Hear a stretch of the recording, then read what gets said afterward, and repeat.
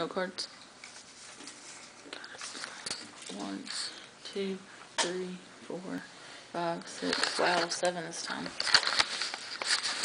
Imagine for a second that you're in the army. You are sent off to combat a rivaling country and a fierce opponent. Despite your fear, you serve your country well and are unscathed during battle. You are victorious upon returning from battle. What would you do? Would you celebrate with family and friends? Would you go to church and thank the Lord for bringing you home? If you were in ancient Rome, more than likely, you would immediately send your praises to Jupiter, because you know that it was by his will that you prevailed and are alive. But this isn't all that you would credit him for. The Romans credited each god with control of various parts of the earth. Jupiter was the supreme god whom ruled over all others. He was the son of Ops and Saturn, who was the sky god who ruled before Jupiter.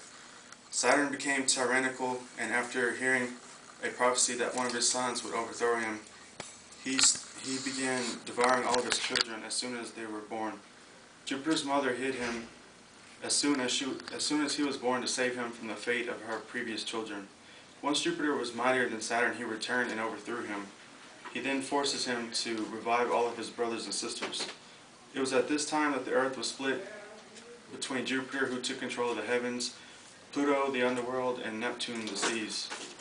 Considering his status as a supreme god in Roman pantheon, it is not surprising that Jupiter enjoyed numerous romantic episodes and thereby fathering many offspring. Of course, Juno, his sister as well as his wife, is easily angered because he had many affairs. By Maia, he is father of Mercury, the god of commerce. By Dion, he fathered Venus, goddess of love, and by Ceres, Proserpine, goddess of spring. His affair with Diana gave birth to Apollo, god of the sun. He is also considered to be the father of Minerva, goddess of wisdom.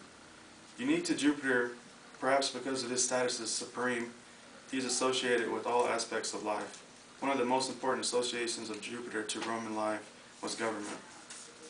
According to UNRV.com, Jupiter is patron deity of the Roman state.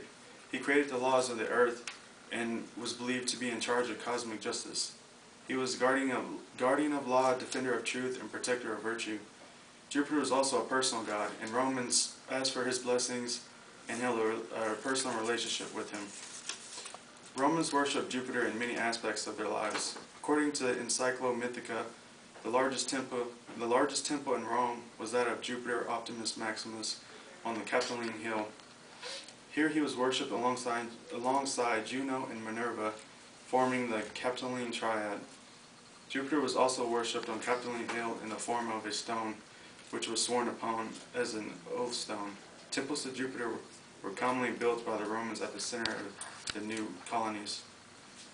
The Romans believed that these religious practices maintained the peace of the gods that ensured the community's prosperity. Citizens did not undertake business of any importance without seeking the favor of the appropriate god. They feared the retaliation in the form of anger or poverty. Jupiter is also praised for organizing and focusing philosophical and spiritual energies. It's obvious that Jupiter was the greatest of all Roman gods and worshipped as such. He was the balancer of the universe. He provided control, freedom, comfort to the Romans, much like gods of religious practices today.